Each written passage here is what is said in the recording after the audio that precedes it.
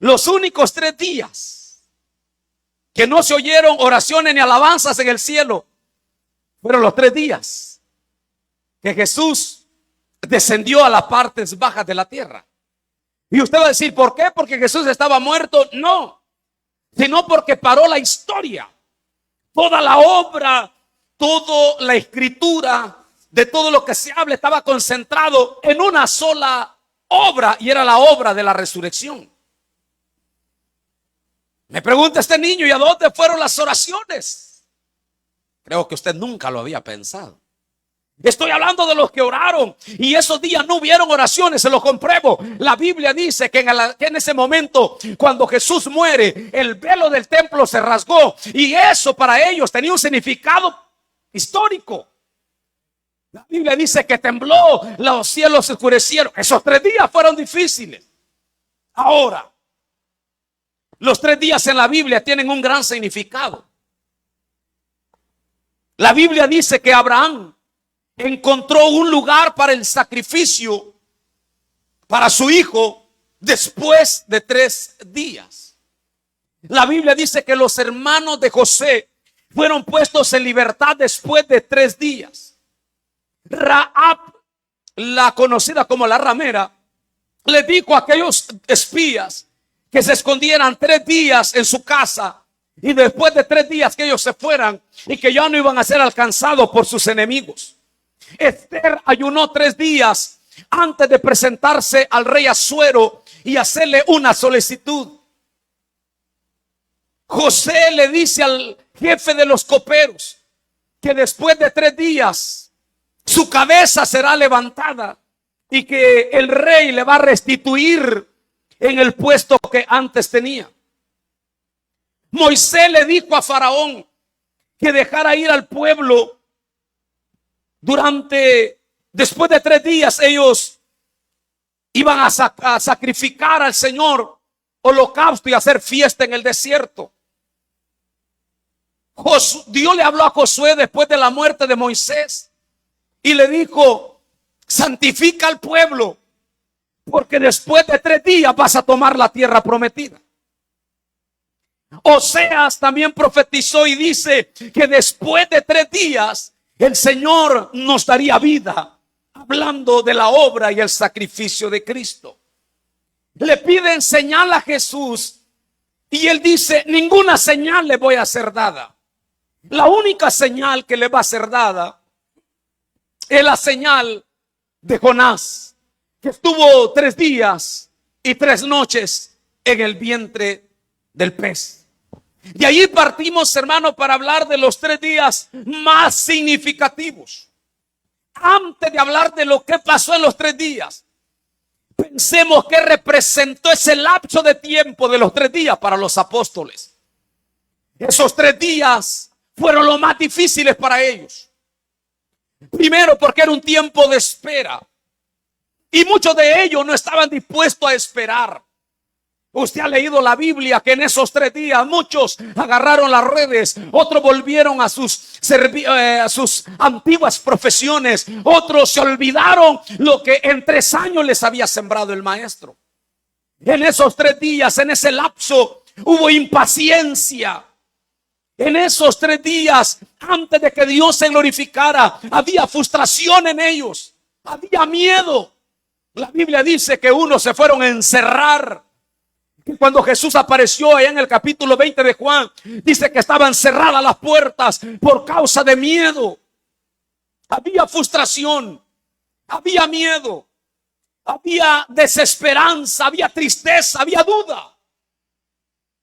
En ese lapso de la resurrección, de los 3 días significativos, es donde toda persona, y espero que me entienda hoy espiritualmente, esos 3 días representan aquellos espacios en nuestra vida cuando tenemos miedo, cuando tenemos duda. Yo sé que solo era de esperar 3 días literales para los discípulos, pero recuérdese que ellos nunca habían visto una obra como la que ahora estaban a punto de ver. Es cierto, vieron a Lázaro, que había resucitado de los muertos. Es cierto que vieron a la hija de Jairo, al hijo de la viuda de Naín. Es cierto Pero todos ellos resucitaron con cuerpos, ¿qué? Cuerpos terrestres. No resucitaron con cuerpos glorificados, es decir, que resucitaron y volvieron a morir. Pero nunca, no estaban aptos para ver a alguien que resucitara, no con un cuerpo, hermano, corrupto, como dice Pablo, un cuerpo terrestre, sino ver ahora con un cuerpo glorificado. Esos 3 días fueron eternos para ellos. Y esos 3 días, a veces en la vida cristiana, representan años. Esos 3 días para muchos representa aquel momento en el que se echó a perder sus sueños, se echó a perder su plan, se echó a perder aquello que tanto añoraba, aquellas ilusiones que tenía. Gloria a Dios que la profecía se iba a cumplir y Jesús después de 3 días se iba a glorificar. Y es en lo que me centro esta mañana. ¿Qué hizo Jesús durante esos 3 días? Efesios capítulo 4 versículo 9 al 8 al 9 dice: por tanto, cuando descendió de lo alto, llevó cautiva un gran número de cautivos, dice esta versión, y dio dones a los hombres. Estando hermano en esa expresión, en esa condición, dice la Biblia, ascendió, significa, sino que también había descendido a las partes más profundas de la tierra. Dice esta versión. La Biblia dice en la Reina Valera que él descendió para llevar cautiva la cautividad y dar dones a los hombres. Y también la Reina Valera registra que él descendió a las partes más profundas de la tierra. Hay tantos comentarios acerca de esto. Algunos creen que cuando dice que descendió a las partes bajas de la tierra, es que él estaba en el trono y descendió a la tierra a tomar forma de hombre. Pero cuando uno escucha hombres, teólogos con gran conocimiento, y sobre todo se va a la Biblia, se va a dar cuenta que el término, las partes más profundas de la tierra, no se refiere a la superficie, se refiere a algo más allá de la superficie.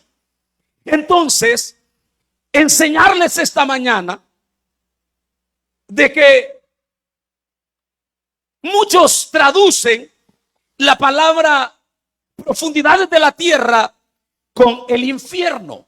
Y por eso es que hay comentarios que dicen que Jesús descendió a sufrir al infierno.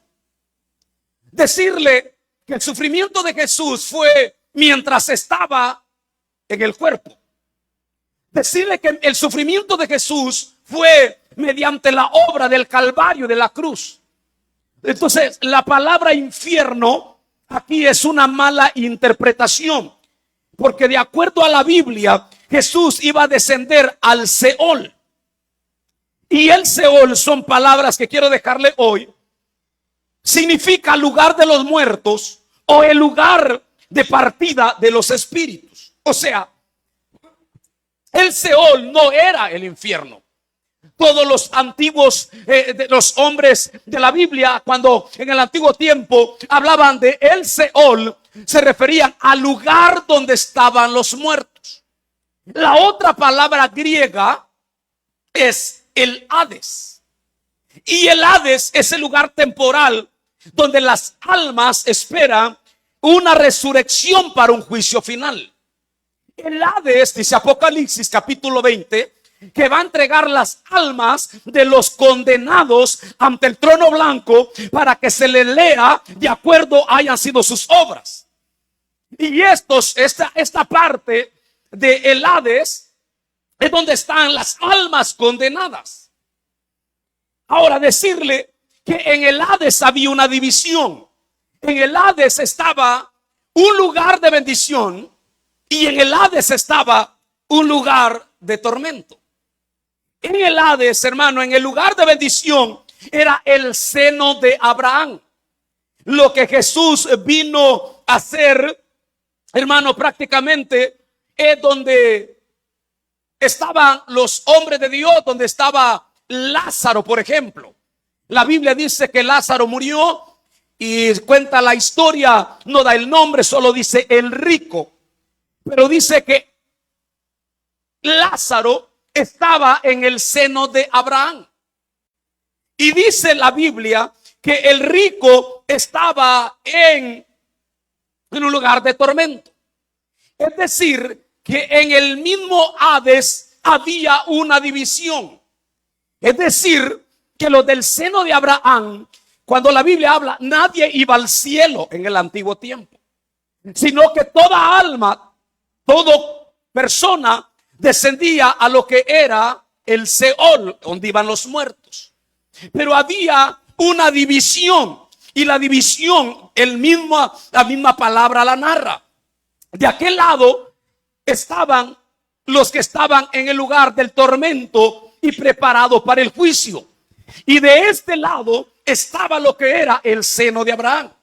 Por lo tanto, era fácil ver a un condenado y ver a un salvado. Por eso cuando Jesús muere, no le dice al ladrón: hoy estarás conmigo en el infierno. Le dice: hoy estarás conmigo en el... Hermano, ¿me está entendiendo? Es que yo lo miro así con cara de yo no fui.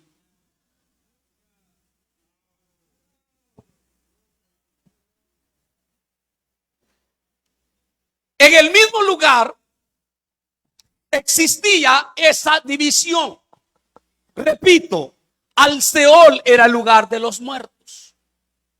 El Hades, hasta en el tiempo que Jesús enseña esto, ¿se acuerda usted que venían de una mitología griega?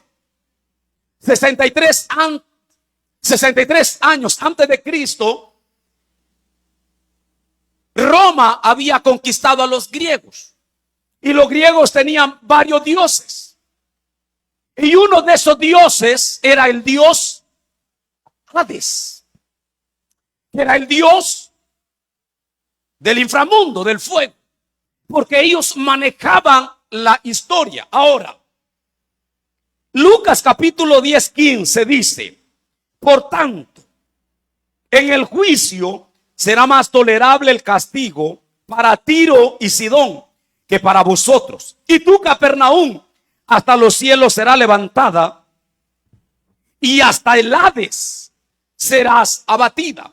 Por eso es que cuando Lucas registra que el rico alza los ojos y vio a Lázaro, le dice: Padre Abraham, ten misericordia de mí, y envía a Lázaro para que moje la punta de su dedo en agua y refresque mi lengua, porque estoy atormentado en esta llama. Cuando Jesús desciende a las partes bajas de la tierra, es porque la profecía de Salmo 16, versículo 10 y 11, que es la misma porción que usa Pedro predicando el mensaje después del Pentecostés, en Hechos 2:27 dice: porque no dejarás mi alma en el Hades, ni permitirás que tu santo vea corrupción. Hablando de Jesús. Lo que Jesús fue, como la Biblia dice, al Hades, es a pararse en la puerta entre el lugar del juicio y el lugar de bendición. Y usted me va a decir: pastor, ¿y entonces a qué fue Jesús? La Biblia nos enseña que Jesús fue a declarar la victoria más eminente de todos los tiempos. Jesús no fue a sufrir. Jesús no fue a darle una oportunidad a los que mueren o murieron. Como dice el pastor Mario Vega, sin duda ya estaba Judas ahí, en aquel lugar de tormento. Pero no fue a darles una oportunidad. Fue a declarar la victoria que la Biblia dice en Hebreos: aún los ángeles añoran ver lo que usted y yo vemos. Es decir, que los que estamos aquí somos los más privilegiados de la historia, los más bendecidos. ¿Sabe por qué? Contamos y vivimos la historia de la resurrección, hermano, en nuestras vidas. Anhelan ver la victoria que nosotros vemos. Jesús no fue a predicar las buenas nuevas. que el verbo evangelión, que significa buenas nuevas, sino que usó el verbo de proclamación. Y la palabra proclamación es un aviso. Por ejemplo, un aviso es cuando a nosotros nos mandan a decir que nos preparemos porque no va a haber luz tantos días. O sea que la palabra griega que se usa allí no fue evangelión, buenas noticias.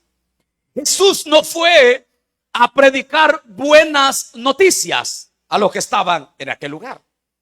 Jesús fue a declarar la obra de lo que se hablaba acerca de él. Ahora, esto es lo que quiero enseñarles ahora. Entonces, ¿a qué fue Jesús? A las profundidades de la tierra. ¿Qué hizo Jesús estos 3 días? Número 1. Hermanos, Jesús fue a las profundidades de la tierra a consolar a los santos del antiguo pacto y llevarlos a un lugar eterno. El seno de Abraham, por eso les decía, era temporal. Y por eso que cuando Jesús desciende a las profundidades de la tierra, dice el apóstol Pablo, llevando cautiva la cautividad, y dio dones a los hombres. Es decir, que los que estaban en el seno de Abraham, al mismo nivel, pero había una cima, un abismo, el que dividía. Jesús le dijo, yo no puedo ir allá, ni tú no puedes venir acá. El padre Abraham le dice, nadie puede ir de aquí para allá, ni allá para acá. Estos estaban en un lugar de bendición, aquellos en un lugar de tormento. Pero cuando Jesús llega a lo que el apóstol Pedro dice, que descendió, el apóstol Pablo dice que fue para poder revelarse a aquellos que murieron con su visión hacia la cruz. Hebreo dice que hay unos que aunque pisaron la tierra de Canaán, no se quedaron en la tierra de Canaán porque esperaban una patria mejor. Dice de Moisés que siendo hijo de la hija de Faraón, renunció a llamarse hijo de la hija de Faraón, porque escogió los vituperios de Cristo. Ellos, aunque no tenían una revelación clara, sabían que el Mesías iba a venir.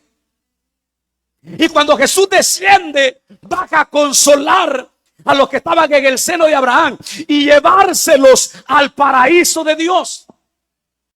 ¿A dónde está el paraíso de Dios?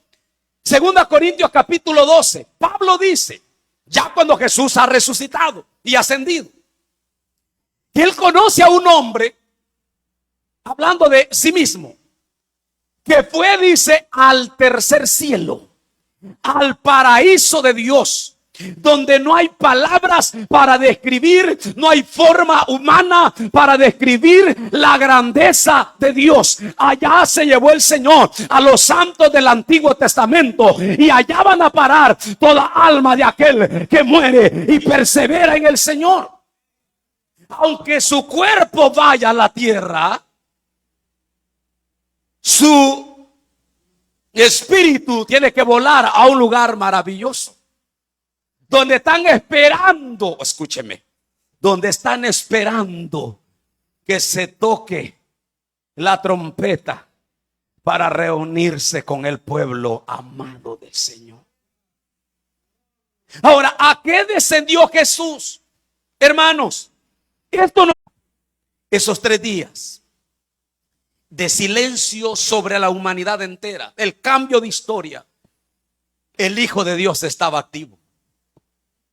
¿Ha leído usted Mateo 26? Cuando dice la Biblia que cuando Jesús muere y resucita, dice que en Jerusalén, hermano, un montón de sepulcros, de tumbas que quedaron abiertas. Porque llevando cautiva la cautividad, le dio vida y le dio dones a los hombres. Y es ahí donde hay un consuelo divino para aquellos que morimos en Cristo. Repito, una de las funciones de 4 que le voy a enseñar es que Él descendió para llevarse a los santos a un lugar maravilloso. Y por eso es que son los 3 días más significativos. La segunda razón por la que Jesús descendió a la parte baja de la tierra es para proclamar la victoria sobre los espíritus encarcelados. Le voy a explicar esto porque hay muchas interpretaciones. Que son los espíritus demoníacos que están en prisiones de oscuridad. Pero el apóstol Pedro no deja duda a quiénes son. Él dice que son espíritus de la antigua generación de Noé, que desobedecieron el llamado de Dios, que colapsaron la paciencia de Dios en tiempo de Noé. Y si el Hades es un lugar donde moran los espíritus de las almas, aunque es un imperio infernal, aunque hay demonios bajo oscuridad que no están sueltos, eso es verdad, lo hemos enseñado en Apocalipsis, y que van a ser sueltos lamentablemente para los que se queden cuando Cristo venga, lo cual la Biblia describe como lo peor, si ellos también estarán ahí posiblemente. Pero el apóstol Pedro, y como le digo, basando mi postura en grandes maestros, me doy cuenta que el texto dice espíritus encarcelados que representan la antigua generación en tiempos de Noé, que dice que no obedecieron el llamado. Le explico algo. El arca estaba constituida por madera, y la madera era tipología de la humanidad de Cristo. La brea con la que estaba cubierta el arca para que no entrara, hermano, el agua, representa, hermano, la protección de la sangre de Cristo. A ver si comprende esta mañana. El arca era enorme, de 3 pisos, pero solo tenía una puerta. Esa puerta representaba que Jesucristo, es el camino, la verdad y la vida. Y dice Juan que hay una sola puerta, y el que por mí entrare será salvo. Jesucristo era la figura del arca. ¿Alguien lo celebra? La única puerta era Cristo. Esto representaba que los juicios de Dios son verdaderos. Jesús baja y se para en aquel lugar, repito, no para sufrir, sino, dice la Biblia, para declararles a las antiguas generaciones. ¿Sabe qué le dijo? Yo era del que se hablaba en el Antiguo Testamento.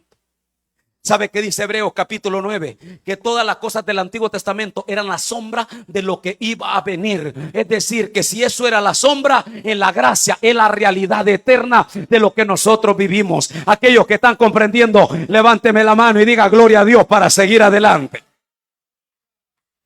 Jesús llega a consolar a los del antiguo tiempo y trasladarlos a un lugar maravilloso.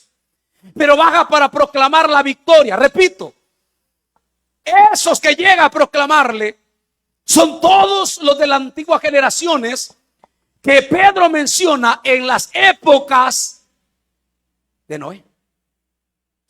Solo se puede contar historias más o menos, o se puede contar fechas programadas basado a lo que se menciona el texto.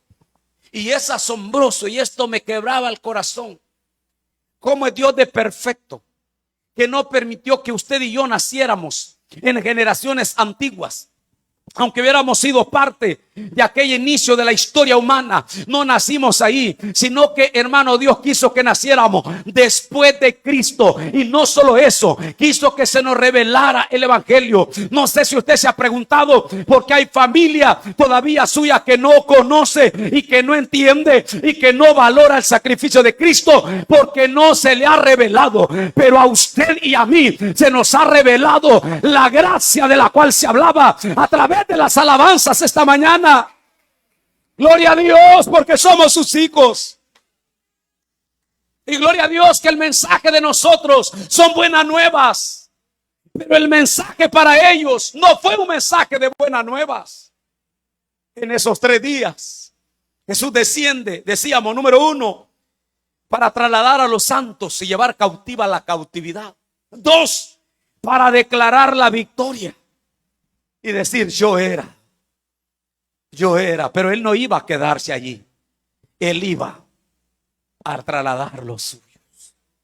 Como dijo el gran teólogo,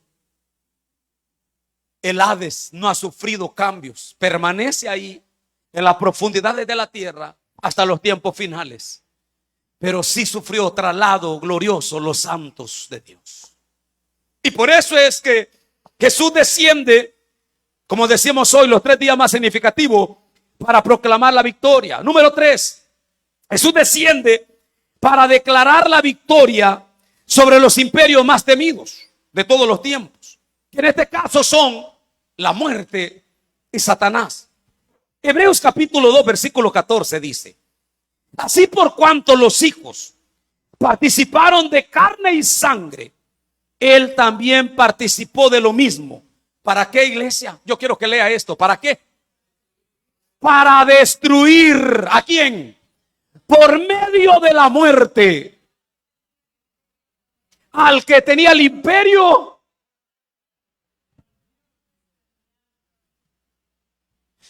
El diablo dijo: maté al Hijo de Dios y los seres humanos me pertenecen. Maté al Hijo de Dios y por la muerte y por el pecado de Adán todos mueren. Maté la esperanza de la humanidad. Por eso siempre quería matar el niño de cada linaje del cual Jesús iba a venir. Siempre querían matar los niños, pero cuando nace y él viene adulto a los 33 años más o menos, dice: lo voy a eliminar. Pero más no sabía que el plan de Jesús era hacerse carne, para que como carne tomar la forma y morir, porque al morir iba a ganar la victoria en la muerte, iba a ganar la victoria a Satanás. Y aquí está la iglesia, que es la evidencia. Alguien dice gloria a Dios. Dice la Biblia que él participó de carne y sangre para destruir al que tenía el imperio. Óigame, hermano, Jesús dice: a mí nadie me quita la vida, sino que yo la pongo por ustedes. Cuando Pilato manda a preguntar ya a Jesús, él le dijo: miren, díganle a esa zorra que él no me puede tocar. O Herodes, si no me equivoco. Y le dice: dígale que no me puede tocar. Pero cuando ya lo toman y saca a Pedro y dice a cortar la oreja de Malco, creo. Y le quita la oreja, creo que a un sirviente por allí de las fuerzas militares. Jesús le dice: guarden todo eso, que si yo quisiera, ahorita pediría legiones de ángeles de Dios que pelearan por mí. A Jesús no le quitaron la vida a Satanás. Jesús la puso por amor a nosotros. Jesús, hermano, no lo agarraron de sorpresa. Es cierto que humanamente él decía: Padre, yo no quiero enfrentar esta copa humanamente, pero que no se haga mi voluntad, sino que se haga como tú quieres, oh Padre. Así es de que le dicen al capítulo 7, 17: toma mi vida y dame la gloria que tuve antes, o dame la gloria que tuve antes. Y ahora viene y él desciende a la parte más baja de la tierra, para que se cumpla lo que dice Corintios capítulo 15, donde Pablo dice: oh muerte, ¿dónde está, hijo? Muerte, ¿dónde está tu sepulcro? ¿Dónde está tu victoria? Y en el versículo 20 del capítulo 15 dice: mas ahora Cristo ha resucitado, primicias de los que murieron es esta. Es decir, que los que morimos, Romanos 6 dice, con Cristo resucitaremos juntamente con Cristo Jesús. Aleluya. Jesús desciende en las partes bajas para poder destruir al que tenía el imperio más temido, y era la muerte. ¿Sabe que todos los del Antiguo Testamento tenían miedo a morir? Porque sabe que en el Antiguo Testamento nadie sabía dónde iba. ¿Sabía usted que la doctrina esta la vino a aclarar Jesús? En el Antiguo Testamento todos temían, porque todos sabían que iban a Seol. Todos iban al lugar de los muertos. Por eso que hay declaraciones donde ellos le decían: no dejen mi cuerpo, mi espíritu, porque no sabían que allá en ese lugar había una división donde estaban los que morían en el pecado y morían los que morían en la esperanza de Cristo. Nadie sabía, pero cuando Jesús viene, Él viene a aclarar esto y nos hace ver que Él iba a destruir todo imperio. Y por eso, hermano, que nosotros somos la gente más bendecida. Es tan bonito, les decía, un día predicar, hermano, en una vela de alguien que muere con las botas puestas. Qué bonito es decirle que nada más lo que está haciendo es esperando, hermano, un día la trompeta para que se encuentre. Es más, los muertos en Cristo resucitarán primero, porque hay esperanza. Jesús destruye al que tenía el imperio de la muerte, y no está hablando de muerte física, porque todos morimos.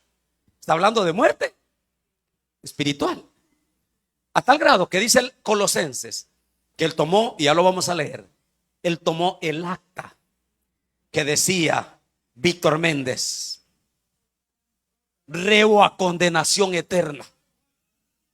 Viene el Padre y dice: deme en esa acta, y la clave en la cruz, y dice: esta acta se echa a perder, porque el Hijo de Dios aparece para darnos vida, y vida en abundancia. Servimos a un Dios que resucitó. ¿Alguien está comprendiendo? Entonces Jesús desciende. Y usted, como repito, para esto tiene que estudiar mucho y no se deje llevar por los comentarios, porque la mayoría de ellos están torcidos. Mayra me decía: ¿por qué pasas tanto tiempo este días acá? Y yo le decía: porque no voy a ir a enseñar algo fácil. Y necesito que la iglesia comprenda. Yo no vengo a pantallarle que sé. Yo vengo, mi objetivo más sencillo es que usted conozca que Jesús en esos 3 días ganó la victoria más grande y más poderosa. Y por eso es que esta mañana decíamos: gracia sublime es la que me salvó, la que me redimió, la que me perdonó.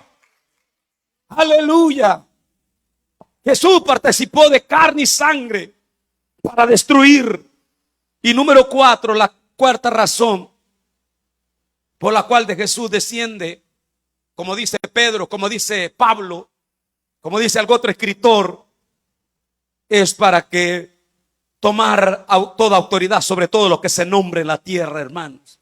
Filipenses 2:10 dice: para que en el nombre de Jesús se doble toda rodilla de los que están. ¿Quiénes le adoran? ¿Quiénes se doblan ante él? Los ángeles. Pero también, ¿quiénes más? Los que están. ¿Cuántos esta mañana doblaron sus rodillas para darle gracias a Dios? Pero también dice: para que los que están. O sea que él fue para que reconocieran su autoridad. Ahora vea lo que dice Colosenses 2:15.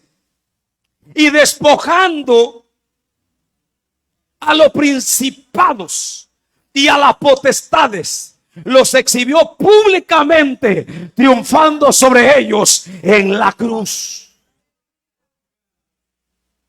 Si hay algo que el diablo le teme y lo sabe, es que Jesús en la cruz lo exhibió públicamente, Aunque el diablo dijo yo gané, Jesús dijo no, no ganaste, porque aun cuando yo descendí, fui a proclamar mi victoria, ya sea sobre los espíritus de las antiguas generaciones, o sea sobre el imperio de la muerte, o sea sobre el imperio de Satanás. Es más, la Biblia dice en Apocalipsis que aún la muerte y el Hades, dice Apocalipsis, van a entregar cuentas al Creador de los cielos, porque Él vino para vencer, Él vino para ganar toda autoridad sobre todo lo que se nombre en esta tierra. A ese Dios servimos, a ese Dios celebramos esta mañana. Que aunque parezca que la historia nos reduzca o nos reduce a una época, porque repito, muy poco se habla de esto porque es muy misterioso, pero aún en los 3 días, por aquellos que están dudando, entonces yo pensé que se iba al cielo. No. En la resurrección, el primer día de la semana, llega María Magdalena y le dice: no me toques, porque todavía no he llegado a presentarme al Padre. Y tengo que darle la buena noticia de la misión a la cual me ha enviado. Oh, qué poderoso es nuestro Dios.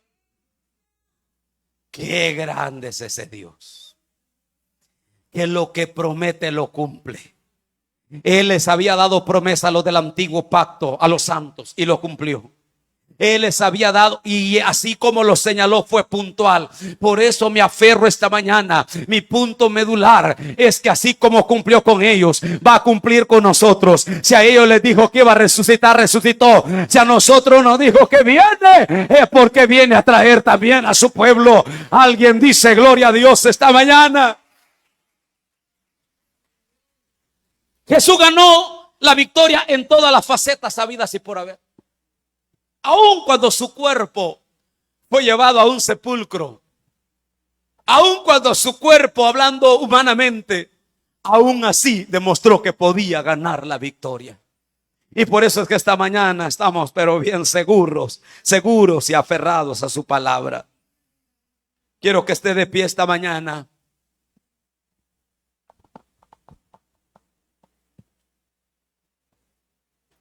Y quiero compartir los últimos pensamientos finales. Y es que Jesús en la cruz transformó la tristeza en gozo. Transformó la muerte en la vida. Y transformó la condena en liberación. ¿Cuántos tienen gozo ahora? ¿Cuántos tienen vida eterna hoy? ¿Cuántos son libres? Porque Jesús cambió la tristeza en gozo, cambió la muerte en la vida y cambió la condena en libertad. Esta mañana se quebrantaba mi espíritu cuando se cantaba la alabanza. Que sus clavos y todo lo hizo por mí. Y por eso es que esta mañana, en este último pensamiento, le digo que no fueron los clavos los que detuvieron los brazos de Jesús.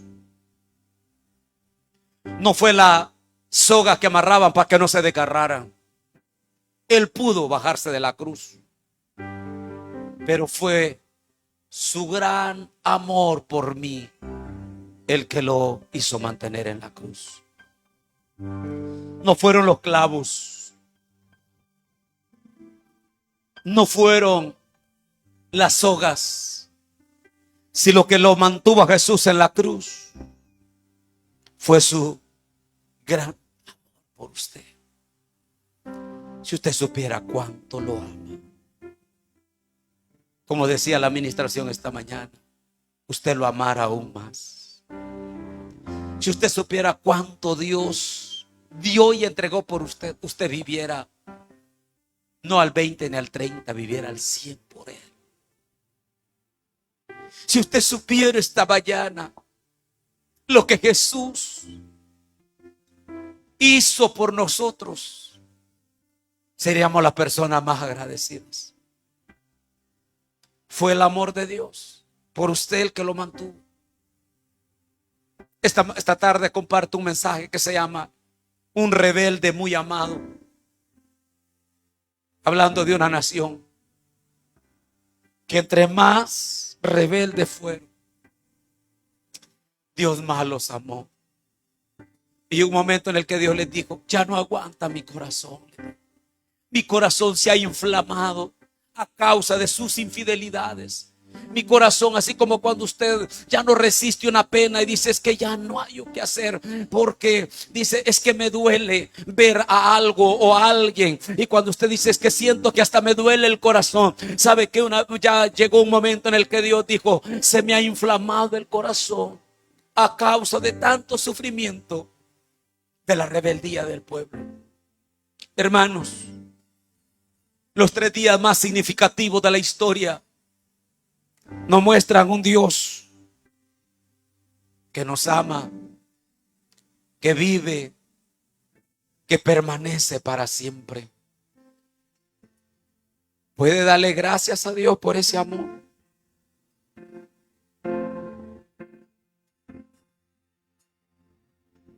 Gracias. Gracias, gracias. Gracias por ese amor. Gracias por ese gesto tan maravilloso, tan poderoso. Deseando, tratando hoy de querer enseñar, como dijo Pablo, algo nuevo, sino resaltando la obra de Cristo. En esa actitud quiero invitarles, para aquellos que van a agradecer la muerte de Cristo a través de la cena del Señor, que se hagan a un extremo ahí. Vamos a hacer un círculo de esta parte de en medio, aquí adelante, allá atrás. Aquellos que gozan de el bautismo en agua y sobre todo que tienen una relación con Dios, es el momento para agradecer. Gracias, Dios. Aleluya, Dios. Gracias. Gracias. Soberano y victorioso. Hermanos servidores, si nos ayudan, por favor, aquí a ubicarnos. Gracias, hermana Mercy. Ni la muerte Aleluya. pudo Gracias. detener Poder. su poder Para vencer. y para vencer. Gracias. Jesucristo Reina. y reinas con poder. Soberano. Soberano Gracias. y victorioso. En el nombre de Jesús. Y la muerte La gloria para ti. pudo detener Su poder. y su poder Para vencer. y para vencer. Y Dios de lo imposible Te adoramos. te adora. Eres invencible. Es invencible Soberano. y soberano. Es toda la gloria. Es Toda la gloria. la gloria. Es todo el honor. Y todo el honor. De lo imposible. Y Dios de lo imposible. Oramos, Señor. Y te adoramos. Tú eres Soberano invencible y soberano. Y tuya es toda la gloria. Tuyo. Y tuyo es Vamos a orar por esos elementos. Usted sigue en comunión con Dios. Padre, dedicamos al Padre, al Hijo y al Espíritu Santo esos elementos sagrados que van a ser impartidos, para que toda persona reciba bendición y no maldición, vida y no muerte. perdón y no juicio, sanidad y no enfermedad, porque la Biblia dice que serán culpados aquellos que hicieran la cena del Señor de una manera indigna. Por lo cual en esta mañana, Señor, te damos toda la gloria, la honra, la exaltación. En el nombre de Jesús, Padre, te pedimos esta hora que la gloria de tu nombre descienda. Que tu poder, Señor, sea glorificado en este lugar. Oh Dios, mi corazón, que todo a Dios. Cuán grande, cuán grande es Él. Cuán grande mi corazón, mi corazón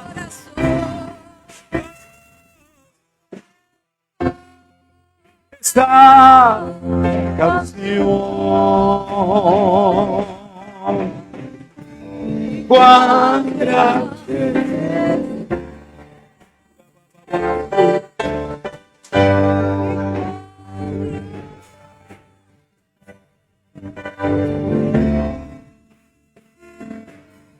Ahí donde está, tome una actitud de adoración y consagración a Dios. Tal vez haya comprendido el mensaje, pero aun cuando no lo haya comprendido, valore la muerte, valore la resurrección. Siente la dicha del perdón. Bienaventurado el hombre a quien Jehová no inculpa de iniquidad. Bienaventurado aquel en cuyo espíritu no hay engaño. Bienaventurado aquel que ha entregado a Dios.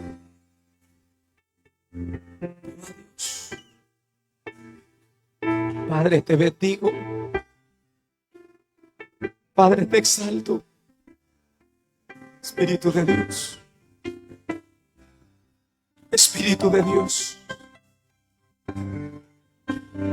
Espíritu Santo, bienvenido a nuestros corazones. Os conviene que yo me vaya, Dios. Os conviene para que si de la otra manera no puede venir otro consolador. Ya estaba el consolador en el albergue, pero era necesario que viniera el Espíritu Santo. Espíritu Santo, gracias, gracias, gracias. Mi corazón,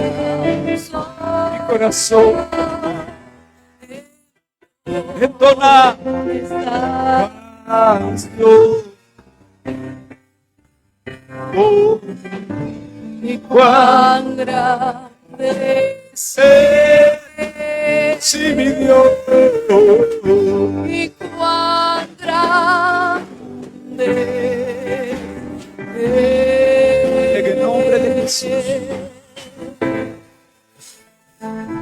Ahí con sus ojos cerrados, aquellos que ya han recibido parte de los elementos, dele gracias a Dios por el privilegio que tiene hoy,